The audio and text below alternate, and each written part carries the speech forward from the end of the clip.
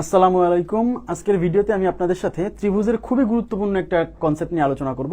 সেটা হচ্ছে একটা ত্রিভুজের তিনটা বাহুর দৈর্ঘ্য দেওয়া থাকবে, বলবে যে কোন কোণের মান সবচেয়ে বড়, অথবা একটা ত্রিভুজের তিনটা কোণের মান দেওয়া থাকবে, বলবে কোন বাহুর মান সবচেয়ে বড়। এই কনসেপ্ট থেকে পরীক্ষায় প্রচুর প্রশ্ন আসছে। দেখেন এখানে আমি যে কোশ্চেনটা নিছি সেখানে বলছে এবিসি একটা ত্রিভুজ, যে ত্রিভুজের এবি হচ্ছে 7 সেন্টিমিটার, মানে এবি বাহুর দৈর্ঘ্য 7 সেন্টিমিটার, বিসি বাহুর দৈর্ঘ্য 5 সেন্টিমিটার এবং এসি বাহুর দৈর্ঘ্য 10 সেন্টিমিটার হলে বলছে কোন কোণটির মান সবচেয়ে বড়। প্রথম কাজ হচ্ছে এই বর্ণনা অনুসারে আপনি ছোট্ট করে একটা ত্রিভুজ আঁকায় ফেলবেন। সেই ত্রিভুজ কিন্তু এক্স্যাক্টলি মানে বাহুগুলা ওরকম যা দেওয়া আছে সেরকমই হতে হবে, ব্যাপারটা এরকম না। আপনি একটা রাফ একটা চিত্র আঁকায় ফেলবেন। তাহলে এবিসি ত্রিভুজ আঁকায় ফেলতেছি আমি।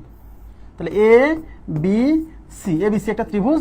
বলছে এ বি বাহু হচ্ছে 7 সেন্টিমিটার, এবি মানে এই যে এটা হচ্ছে 7 সেন্টিমিটার, বিসি হচ্ছে 5 সেন্টিমিটার, বিসি মানে এটা হচ্ছে 5 সেন্টিমিটার এবং AC equal to 10 centimetre, AC মানে এটা হচ্ছে 10 সেন্টিমিটার।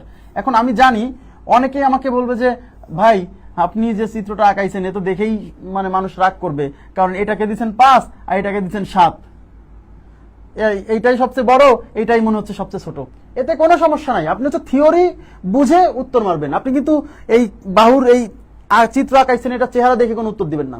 থিওরি হচ্ছে কি জানেন, যদি কখনো এরকম তিনটা বাহু বা দুইটা বাহুর দৈর্ঘ্য দেওয়া থাকে বা তিনটা বাহুর দৈর্ঘ্য দেওয়া থাকে, এই বাহুর দৈর্ঘ্য দিয়ে দেখে এই কোণগুলোর মধ্যে কোন কোণের মান বড় সেটা বের করা যায়, আবার কোন কোণের মান ছোট সেটাও বের করা যায়। ঠিক আছে, সেটা হচ্ছে থিওরিটা হচ্ছে বড় বাহুর বিপরীত কোণ সবচেয়ে বড়, বড় বাহুর বিপরীত কোণ সবচেয়ে বড়, ছোট বাহুর বিপরীত কোণ সবচেয়ে ছোট। খুবই সিম্পল থিওরি। তাহলে বড় বাহুর বিপরীত কোণ, বিপরীত কোণ সবচেয়ে বড়। ঠিক আছে, তাহলে বড় বাহুর বিপরীত কোণ সবচেয়ে বড়, তাহলে এই তিন বাহুর মধ্যে সবচেয়ে বড় কে? সবচেয়ে বড় বাহু হচ্ছে 10। তাহলে এই 10-এর বিপরীতে কোন কোণ আছে? বি, তার মানে এই ত্রিভুজের বি কোণের মান সবচেয়ে বড় এবং আমাদের নির্ণয় করতে বলছে কোন কোণটির মান সবচেয়ে বড়। তাহলে উত্তর হচ্ছে বি কোণ। সবচেয়ে সহজ প্রশ্ন, হ্যাঁ, জাস্ট থিওরিটা আপনি জানা থাকলেই হবে। তাহলে বড় বাহুর বিপরীত কোণ বড়।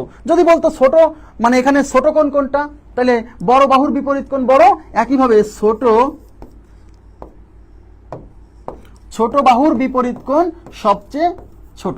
তাহলে এই তিন বাহুর মধ্যে সবচেয়ে ছোট বাহু হচ্ছে যে 5, তাহলে 5-এর বিপরীতে কি আছে? এ কোণ, তার মানে এই ত্রিভুজের সবচেয়ে ছোট কোণ হচ্ছে এ। ঠিক আছে, আমি আর একটা কোশ্চেন দেখাচ্ছি। দেখেন একই প্রশ্ন, যদি তিনটা কোণের মান দেওয়া থাকে এবং কোণের মান থেকে তারপরে যদি বলে বাহুর মধ্যে কোনটা বড় বা কোনটা ছোট সেটাও বের করা যাবে। এখানে দেখেন এবিসি একটি ত্রিভুজ যার এ কোণের মান 60 ডিগ্রি, বি কোণের মান 50 ডিগ্রি এবং সি কোণের মান 60 ডিগ্রি। আচ্ছা, এখানে একটু ভুল আছে, এই সি কোণের মানটা 60 হবে না, এটা হবে সি কোণের মানটা 70 ডিগ্রি। এটা 70 ডিগ্রি, হ্যাঁ, এটা 70 ডিগ্রি। আচ্ছা, এবার দেখেন আপনি বর্ণনা অনুসারে একটা চিত্র আঁকায় ফেলেন। এই যে এবিসি একটা ত্রিভুজ, এ কোণের মান 60, এই কোণের মান দিয়ে আছে 60, বি কোণের মান 50, বি মানে এই কোণের মান 50, সি কোণের মান 70, মানে এই কোণের মান 70। চিত্র যাই হোক না কেন থিওরি বুঝে উত্তর দিবেন। ঠিক আছে, বলছে কোন বাহুর মান সবচেয়ে বড়। একটু আগে যেটা পড়ছেন এটা তার রিভার্স। একটু আগে পড়ছিলাম কি, বড় বাহুর বিপরীত কোণ বড়, আর এবার পড়বেন বড় কোণের বিপরীত বাহু বড়, বড় কোণের বিপরীত বাহু বড়। তাহলে এখানে সবচেয়ে বড় কোণ কোনটা? এই যে 70 ডিগ্রি। তাহলে এটার বিপরীতে কে আছে? এবি, তার মানে এই ত্রিভুজের এবি বাহুর মান সবচেয়ে বড়। বলছে কোন বাহুটা সবচেয়ে বড়, তাহলে আমাদের উত্তর হচ্ছে এবি। আশা করি বুঝতে পারছেন, হ্যাঁ। আর যদি বলতো ছোট বাহু কোনটা, তাহলে এই যে ছোট কোণের বিপরীত বাহু ছোট, তাহলে ছোট কোণ এইটা, তাহলে এর বিপরীত বাহু এসি সবচেয়ে ছোট হতো। আশা করি বুঝতে পারছেন।